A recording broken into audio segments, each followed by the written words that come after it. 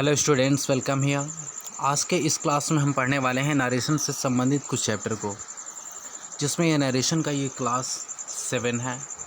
इससे पहले बहुत काफ़ी नियम को हम पढ़ चुके हैं। जैसे नरेशन को मतलब डायरेक्ट स्पीच से इनडायरेक्ट स्पीच में बदलने के लिए दो नियम होता है, एक जनरल और एक स्पेशल।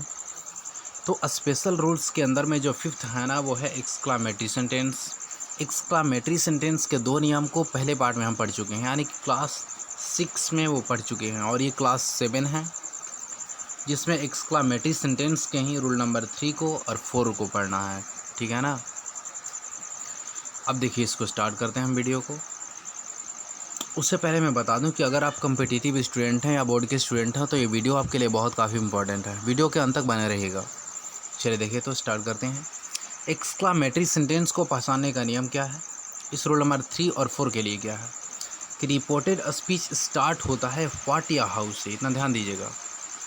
वैसा एक्सक्लामेटरी सेंटेंस जो व्हाट या हाउ से स्टार्ट होगा और उसके बाद में या तो नाउन आएगा या तो एडजेक्टिव। इतना ध्यान रखिएगा आप। यानी कि व्हाट या हाउ किसी से स्टार्ट होगा और उसके बाद में आपका आएगा नाउन या तो एडजेक्टिव। तो देखिए, रूल नंबर 3 में हम देखते हैं। अब देखिए, रूल नंबर 3 को क्या बोल रहा है। देखिए, इसको ऊपर कर रहे हैं। देखिए, रूल नंबर 3 बोला है कि अगर आपके रिपोर्टेड स्पीच स्टार्ट होते हैं व्हाट या हाउ से और उसके बाद में नाउन आता है, मतलब व्हाट हाउ के बाद में या तो नाउन आ सकता है या तो एडजेक्टिव।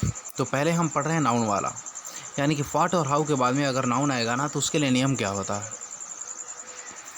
कंफ्यूज नहीं होना है। फिर से मैं रिपीट कर दूं कि जो ये रूल नंबर 3 है ना, इसमें रिपोर्टेड स्पीच यानी कि इन्वर्टेड कमा के अंदर वाले जो वाक्य होते हैं वो व्हाट या हाउ में से किसी से स्टार्ट होंगे और उसके बाद में कोई नाउन आया रहेगा। जैसे पहले एग्जांपल हम समझते हैं। पहला एग्जांपल देखिए, तो ये दिया है कि ही सेड, उसने कहा कि what a disaster it is. Disaster मतलब होता है मुसीबत। उसने कहा कि क्या बड़ी मुसीबत आ गई है।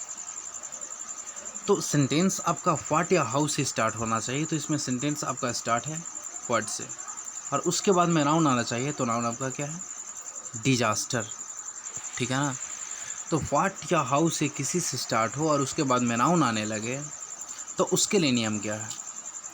पहला पॉइंट बोला है कि said changes according to sense. Said को अर्थ के अनुसार बदल देते हैं, लेकिन उसके पहले हम एक्सक्लेम्ड विथ का प्रयोग करते हैं। देखिए, कोई व्यक्ति ये कह के डरा कि कितनी बड़ी मुसीबत है, यानी कि वो डरा हुआ है, आतंकित है, भयभीत है, तो उसके स्पेशल वर्ड होता है टेरर। तो इसका सेंस निकल रहा है भयभीत होने के सेंस में। तो he exclaimed with terror. Said को हम टेरर में बदले हैं अर्थ के अनुसार, लेकिन उसके पहले एक्सक्लेम्ड विथ लगाना बहुत काफ़ी ज़रूरी होता है। तो he exclaimed with terror, inverted कमा को हटा कर हम लगाए हैं दैट। इसके बाद में सिंपल सेंटेंस बना देना है। ईट है तो यहाँ पर हमने दिया ईट, सॉरी ईट टी छूट गया है, इट होना चाहिए। इट, इस एम आर को बदल दिए वॉज में। अब देखिएगा, अब आगे बोला है कि व्हाट या हाउ जो आया रहता है ना, उसको बदल के हम लिख देते हैं ग्रेट। तो हमने लिखा ग्रेट डिजास्टर, मतलब सिंपल तरीके से, कोई दिक्कत नहीं है। He exclaimed with terror that it was a great disaster. आगे देखिए, सी सेड, उसने कहा कि हाउ इडियट ही इज, कितना मूर्ख है वो। तो अब देखिए इसमें, तो सी एक्सक्लेम विथ रिग्रेट, उससे बड़ा अफसोस हुआ उसके बारे में सोच के कि वो मूर्ख है, इडियट है। तो she exclaim with regret that he was a great idiot. अब आपसे पूछा जा सकता है कि ग्रेट कहाँ से आया है। तो हाउ या व्हाट को बदल के हम ग्रेट लगा देते हैं। ठीक है ना। चलिए रूल नंबर आगे देखते हैं हम। देखिए, रूल नंबर यहाँ पर है 4। अब ये रूल नंबर 4 बोला गया है, आपका रिपोर्टेड स्पीच स्टार्ट होता है व्हाट या हाउ से और उसके बाद में क्या आना चाहिए, एडजेक्टिव। हाँ, ध्यान से सुनिएगा। इससे पहले वाले नियम में आपने क्या पढ़ा कि व्हाट और हाउ से स्टार्ट होगा और उसके बाद में नाउन आएगा, लेकिन अभी आपको क्या पढ़ना है, जो एडजेक्टिव आने वाला है। जैसे एग्जांपल समझते हैं हम।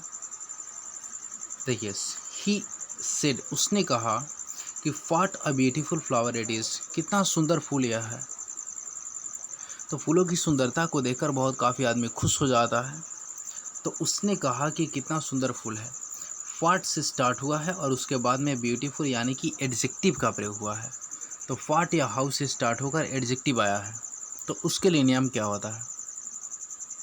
देखिए, यह कि सेड को अर्थ के अनुसार बदलते हैं और एक्सक्लेम्ड विथ का प्रयोग करते हैं। इन्वर्टेड कमा को हटाकर दैट। अब व्हाट और हाउ को हटाकर हम या तो वेरी लिखते हैं या तो ग्रेटली। चलिए बनाना शुरू करते हैं। तो कितना सुंदर फूल यह है, फूलों की सुंदरता को देखकर आदमी खुश हो जाता है। तो अर्थ इसका निकला खुशी में है, तो जॉय। तो he exclaimed with Joy. Joy का प्रयोग अकेला नहीं कर सकते हैं, उसके पहले हम एक्सक्लेम्ड विथ का प्रयोग करते हैं। ठीक है, तो he exclaimed with Joy. Inverted कमा को हटाकर हम रख देते हैं दैट, तब जाके इट। इस एम आर को वॉज वेयर। फाट को हटाकर हम वेरी में प्रयोग करते हैं, it was a very beautiful flower. ठीक है ना। चलिए नेक्स्ट दूसरा एग्जाम्पल समझते हैं हम। दे सेड, उन लोगों ने कहा कि हाउ लकी ही इज, कितना भाग्यशाली वह है। तो दे एक्सक्लेम विद सरप्राइज, उन लोगों को आश्चर्य हुआ यह जानकर कि भाग्यशाली है।